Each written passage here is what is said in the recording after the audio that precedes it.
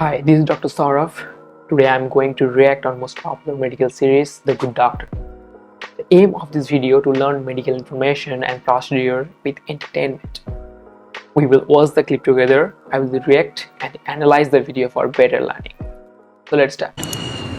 Ladies and gentlemen, welcome to San Jose International Airport.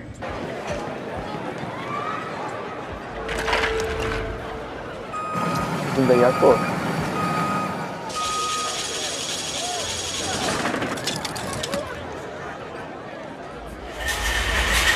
Dr. Shaun.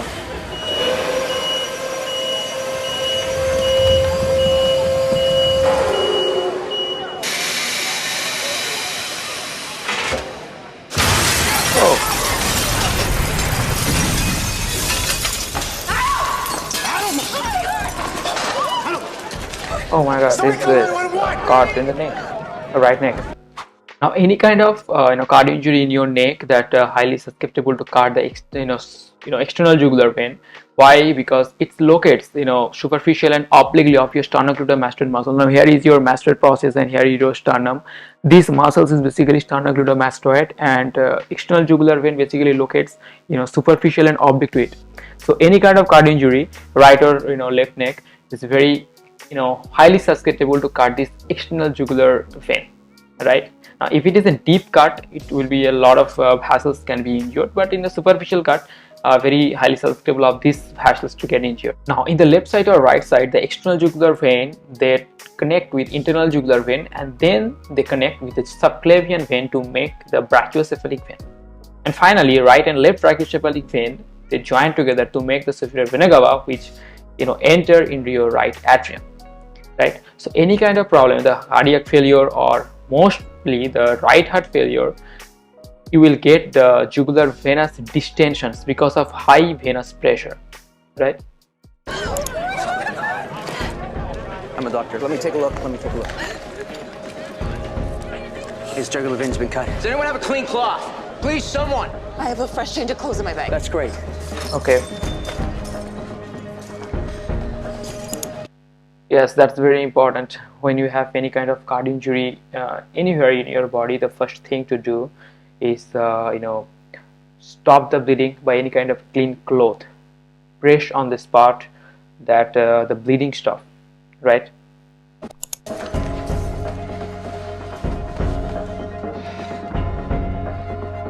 You're killing him. I'm saving his life. He was bleeding out. You have it in the wrong place. I think I remember enough of Anatomy 101 to know what the jugular vein is. You would be. Yeah, for the children, the normal windpipe location is basically third to fourth cervical vertebra, while for the adult, the normal windpipe location is 5th to 6th cervical vertebra. So basically, for the children, when you are giving pressure on the external jugular vein or any structure in your neck, you should keep your pressure little upper. That's why your windpipe doesn't get pressed. Otherwise, the children or the patient, he won't take won't get the oxygen. Basically, you can take respirations. So always keep in your mind that when you are giving pressure on your neck, so put your hand or keep the pressure little upper, right, on the third or fourth cervical vertebra in that locations for the children basically. In the right place if he were an adult. He's not an adult, he is a boy, which means you're also putting pressure on his trachea, which means he's not currently breathing. Exactly. You have to put the pressure higher up. Yeah, basically he put his pressure a little down. Right now it's okay.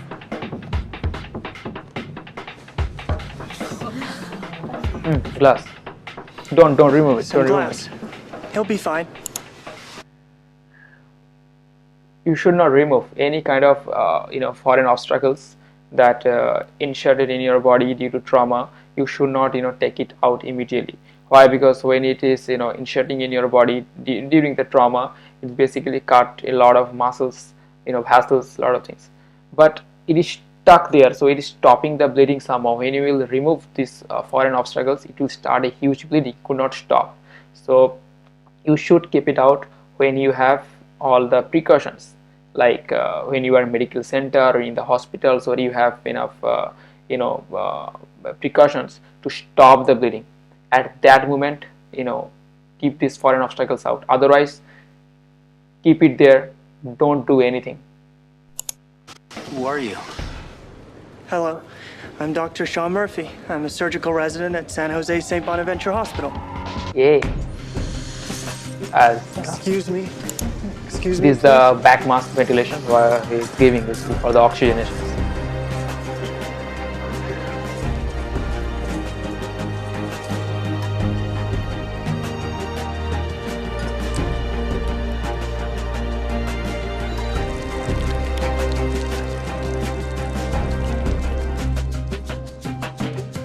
Okay.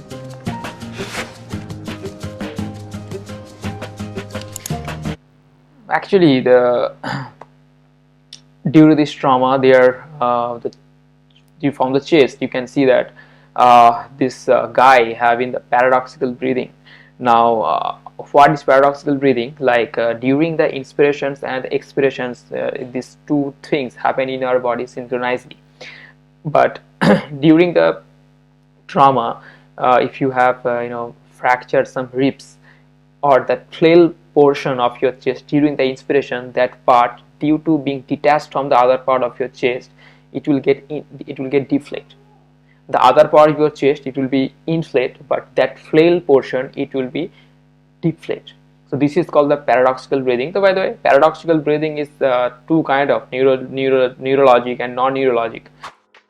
Now, paradoxical breathing have two types. One is the neurogenic and the other one is non-neurogenic. During the neurogenic paradoxical breathing is due to the diaphragmatic palsy. Now, what happens? The diaphragm eventuate, right, or elevate. Due to diaphragm elevations, your chest, wall is getting expanded during the inspiration, right, while your abdomen get deflate. So, in the neurogenic paradoxical breathing, during your inspirations, due to your diaphragm get elevate, your chest wall will be expand while your abdomen will be deflate. And during the expiration, your diaphragm will be deflate. That's why your chest wall will be deflate while your abdomen will be inflate. So it's due to the diaphragmatic paralysis or diaphragmatic palsy. It's happened in the maybe the Guillain-Barré syndrome or cervical spinal cord injury. This kind of injury can cause this kind of problem. And what about the non-neurologic paradoxical breathing? It's due to the trauma, right? Now, any kind of injury in your chest, a fracture in your chest ribs, it can cause tension pneumothorax or some flail portion, and during your inspiration, this flail portion will be deflate while the other part will be inflate. So in the non-neurogenic paradoxical breathing, during the inspiration, your chest wall will be deflate and abdomen will be inflate, and during the expiration, your chest wall will be deflate, your abdomen will be inflate, right? So this is two kind of neurogenic and non-neurogenic paradoxical breathing. Now, for this case, it's obviously non-neurologic due to the trauma and then causes the tension pneumothorax. Perhaps they are doing the procedures about the tension pneumothorax. They are basically going to do the needle decompression procedures. Let's see what they're doing.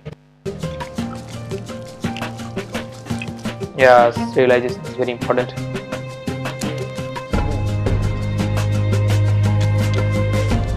Okay.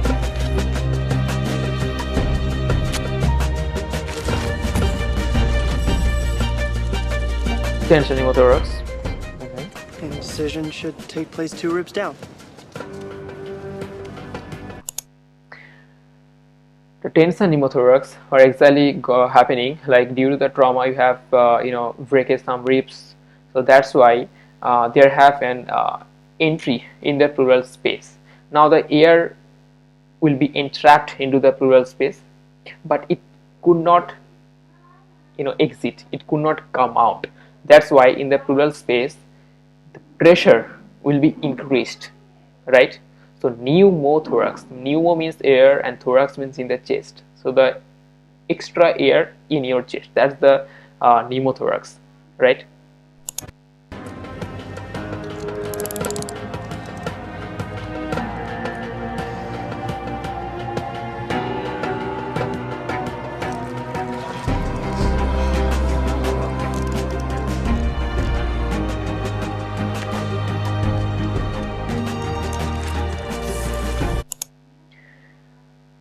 the treatment for the tensor pneumothorax is immediate needle decompression, right? You just keep a needle in the chest cavity in the pleural space basically to remove all that excessive air. Otherwise, this excessive pressure in the pleural space is giving a pressure to your lungs, and the lungs will be collapsed. It cannot expand. It means the patient will not take breath. So basically they are doing these needle decompressions. Now what's the location? If you go for the mid clavicular line, the best intercostal space is the second intercostal space. You can go to this part and you can insert the needle. If you go for the mid axillary line, you can go 6th, 7th or 8th intercostal space. This is very ideal for your needle decompressions or thoracocentesis.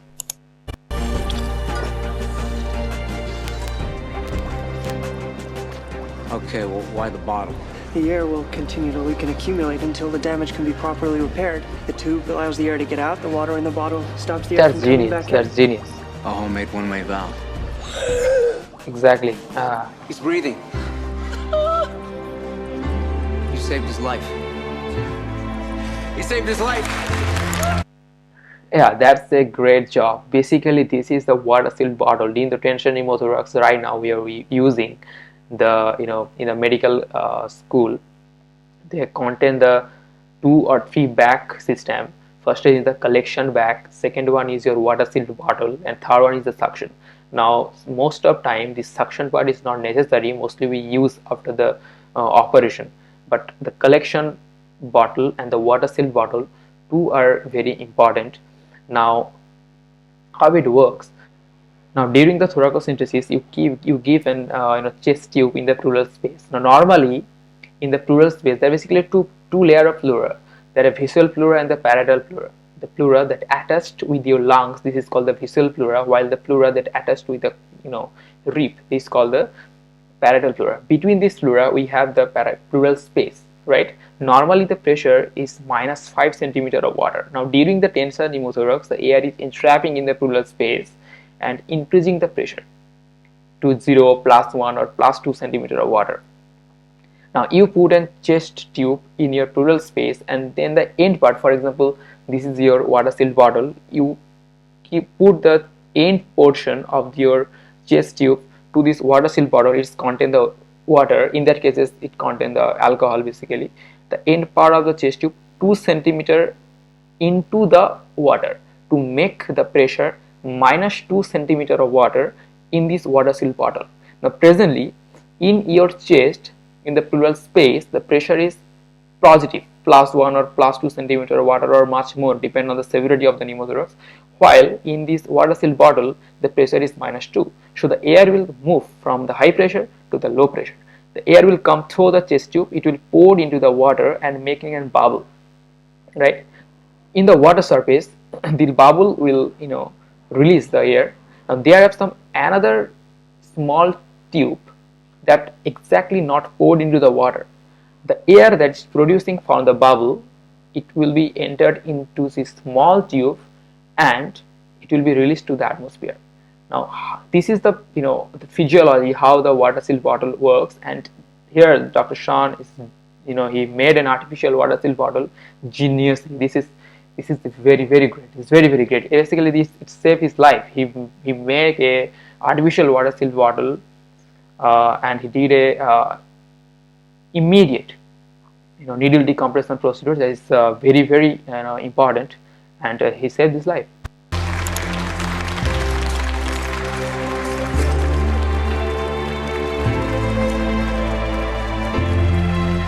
Last sign, numerous lacerations.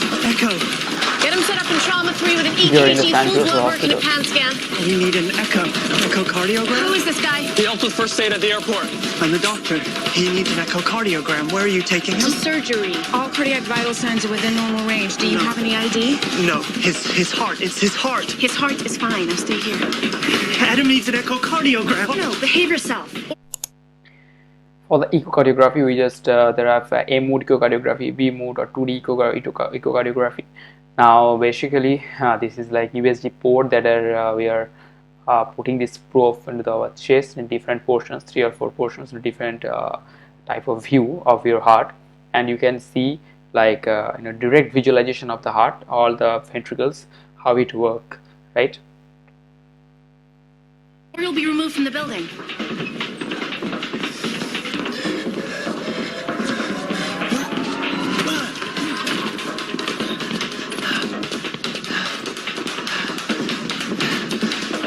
Oh, that's unfair. Is roaming around the hospital.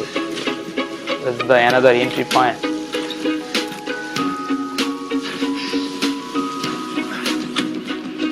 Oh.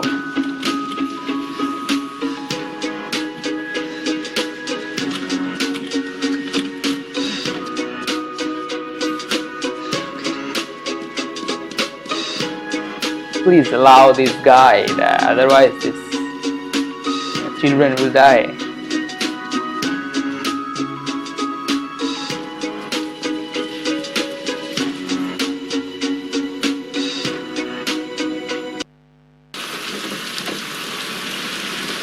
Why the echo? Okay. Okay. Okay. I understand you think you He is autistic, so this communication problem is very common. Well, I noticed that there was a slight reduction in the intensity of the electrocardiogram. The electrical flow. I noticed that too. The heart rate was the same, but the amplitude dropped. Pericardial effusion. Reduced cardiac output. Let's Yes. stress other organs. In the ECG, the QRS wave, it basically demonstrates the ventricular depolarization or the ventricular contractions, right? Now, if you see there have low amplitude in the QRS wave, it means the ventricle is not contracting properly. Now, there are two, reasons that could be the cause. It could be the cardiac tamponade or the pericardial effusions. Cardiac tamponade means the blood or fluids is surrounded the heart. It means in the pericardial layer. So this is the cardiac tamponade. If it is a fluid, we call the pericardial effusions. Now, if it is present, if it surrounded your heart cannot properly dilate. It cannot pour. The heart ventricles cannot pour properly. So obviously the efficacy of the heart will be decreased. And that's why in the ECG you will see the low amplitude of the heart. So they are talking these things basically. Causing them to shut down. Yes. Hold on. Yeah. Yeah, we're coming right back up. Thank you. They did the echo. It's normal. No pericardial effusion. No, it has to be. There is no other explanation. The echo is normal, which means we just wasted Normal? our time.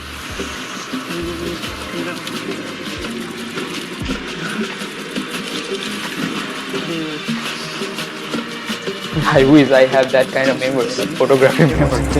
Okay, hey, come with me. He's finding what could be the cause, probable cause. The word.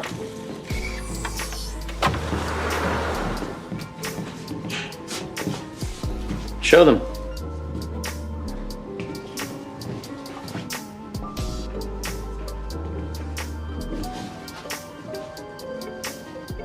Again?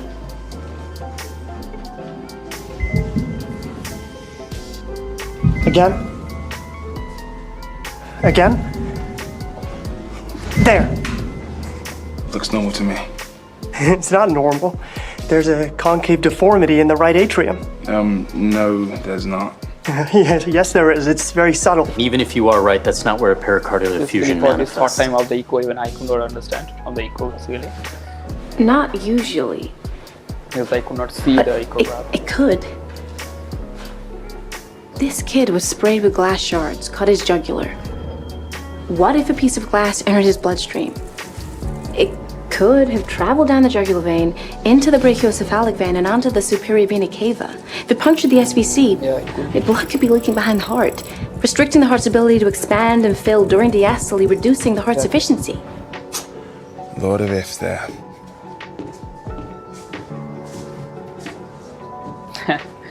Dr. Chen.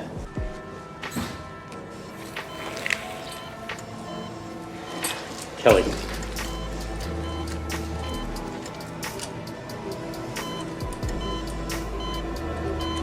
Now the vitals are stable.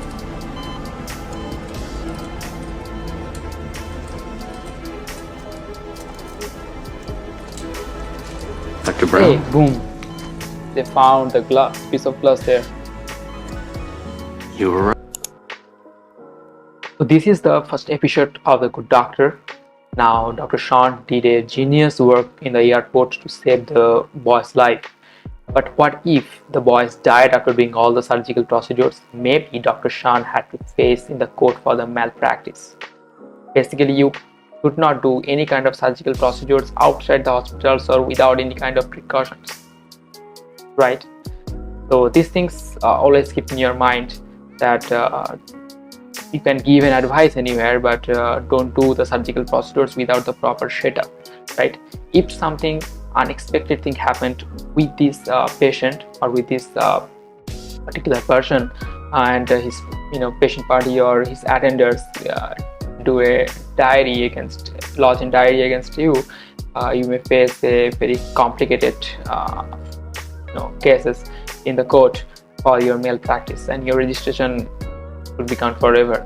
So these things always keep in your mind. Now, if you guys have any kind of better medical series and you want my reactions, write in the comment section and give the link in my comment section. And if you like this video, share with your friends and subscribe the channel. Thank you. Thanks for watching.